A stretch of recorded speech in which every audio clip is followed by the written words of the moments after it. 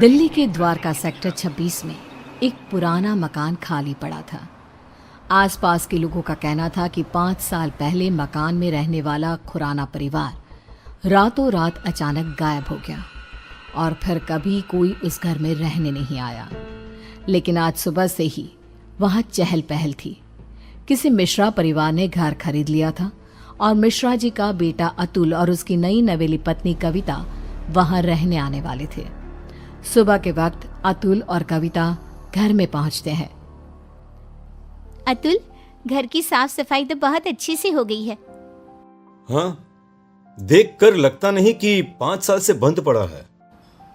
हाँ, लेकिन इतने दिन से कोई इसे संभालने क्यों नहीं आया? अरे कविता, इस मकान के मालिक का कोई अता पता नहीं, कहाँ चले गए कोई नहीं जानता। तो फिर आपने घर को किससे खरीदा? मकान मालिक के कोई दूर के रिश्तेदार हैं, बहुत कम पैसों में बेच रहे थे तो मैंने खरीद लिया। जानती हो ना, दिल्ली में जमीनों के भाव कितने हो गए हैं। हाँ, लेकिन कोई गड़बड़ तो नहीं है ना? नहीं बाबा, ऐसा कुछ नहीं है। अतुल बाथरूम में नहाने जाता है और कविता किचन में। तभी उसके हाथ से स्पून गिर जाती है। जैसे ही कविता स्पून उठाने के लिए नीचे झुकती है, उसे किचन की शेल्फ के नीचे किसी की आंखें नजर आती है। कविता चीख कर बाहर की तरफ भाग आती है। अरे कविता, कविता क्या हुआ? अरे तुम ऐसे चिल्ला क्यों रही थी? क्या हुआ? वहाँ अलमारी के नीचे कोई है। अतुल नीचे झुककर देखता है और घबरा के पीछे हट जाता है। मैंने कहा था ना, कुछ है वहाँ पर। अतुल, चलो हम यहाँ से चलते हैं। तुम भी ना कविता, वहां कॉकरोच है और कोई भूत नहीं है। एंड आई नो तुम्हें कॉकरोच से कितना डर लगता है। अतुल, मैं सच कह रही हूँ, वहाँ कॉकरोच नहीं बल्कि कुछ और था। किसी की आंखें। मुझे डर लग रहा है, मैं यहाँ नहीं रह सकती।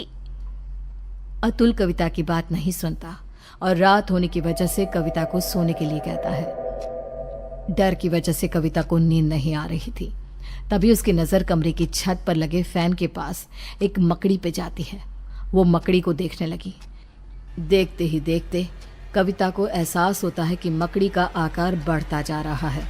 कविता घबरा कर चीखने की कोशिश करती है, पर तभी वो देखती है कि मकड़ी एक डरावनी शक्ल में बदल गई। अतुल, उठो, वो देखो। क्या हुआ कविता? तुम ठीक तो हो ना? क्या हुआ? वो देखो अतुल, वो कौन है? एक छोटी सी मकड़ी, और कौन? इस घर में कुछ अजीब है अतुल, हमें यहाँ नहीं रहना चाहिए। ऐसा कुछ नहीं है, बेकार में डर रही हो तुम। अगली सुबह ब्रेकफास्ट के टाइम पर। कविता, आज मैं ब्रेकफास्ट नहीं कर पाऊंगा, मुझे बहुत देर हो गई है। प्लीज अतुल, कुछ तो खा लो। देखो, मैंने नाश्ता टेबल पर लगा दिया है। प्लीज कविता, तुम फ्रिज में रख दो, मैं निकाल कर खा लूंगा शाम को, ठीक है? Okay, bye. अतुल ऑफिस चला जाता है और कविता किचन में काम करके जैसे ही बाहर निकलती है तो देखती है कि डाइनिंग टेबल पर एक बुजुर्ग औरत और एक आदमी बैठ के ब्रेकफास्ट कर रहे थे। कविता ये देखकर खौफ से भर जाती है। कौन है आप लोग और यहाँ क्या कर रहे हैं? अतुल, बचाओ। क्यों डर रही हो बेटा? मैं इस घर का मालिक हूँ, रंजीत खुराना। और मैं इनकी बीवी रमनदीप खुराना। लेकिन आप लोग तो गायब। मेरा मतलब। किसने कहा? अरे हम तो यहीं रहते हैं, इसी घर में।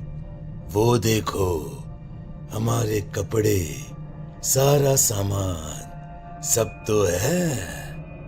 लेकिन बेटा, जब से तुम आई हो ना, हम बड़े खुश हैं। अकेले पड़ गए थे ना।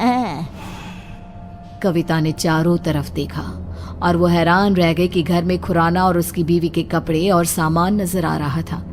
कविता घबराहट की वजह से दरवाजे की तरफ बढ़ती है ताकि वहां से बाहर जा सके। तभी एक यंग औरत उसके सामने आ जाती है। कहाँ जा रही हो? मेरे मम्मी पापा ने कहा ना कि वो अकेले हैं उनका ख्याल कौन रखेगा? कौन है आप सब? कौन है? जाने दीजिए मुझे। मैं इनकी बेटी हूँ ना, क्या करूँ?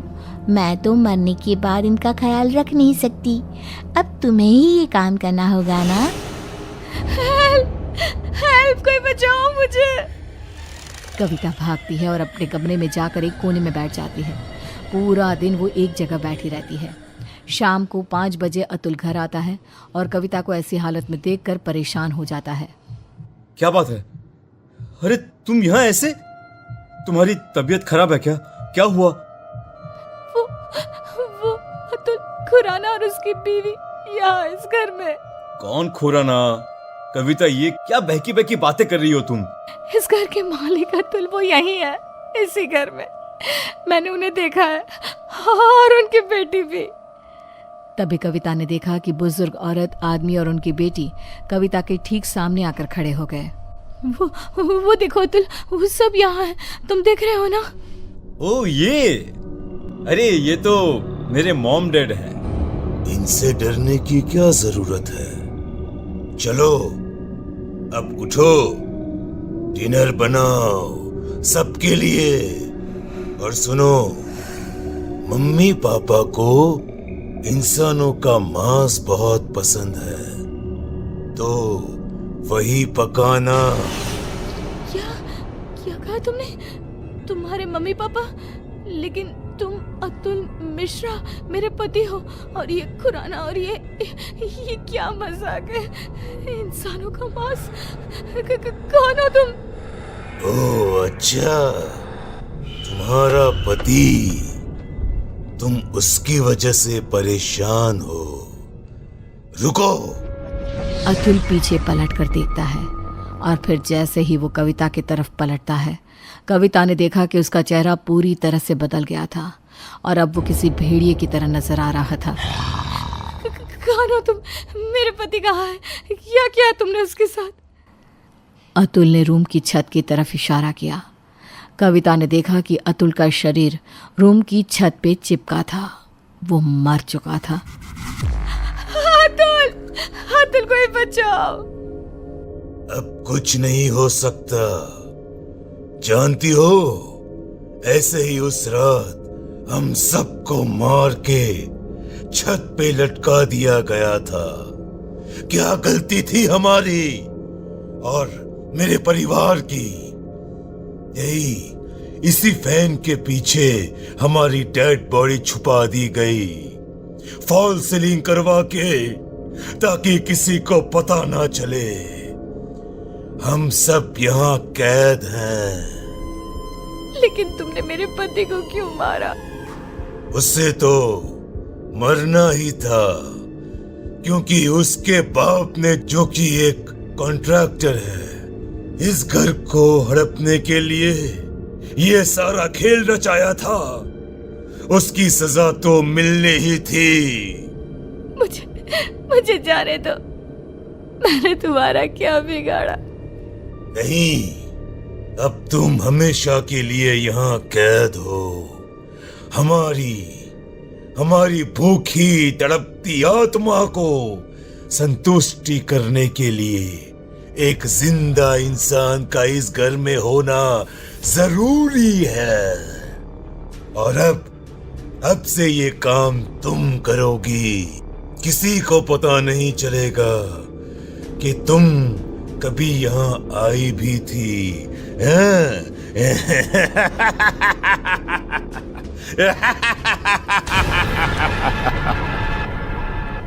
उसके बाद सेक्टर 26 में एक खबर और फैल गई कि खुराना के मकान में रहने आए अतुल और कविता भी अचानक से गायब हो गए।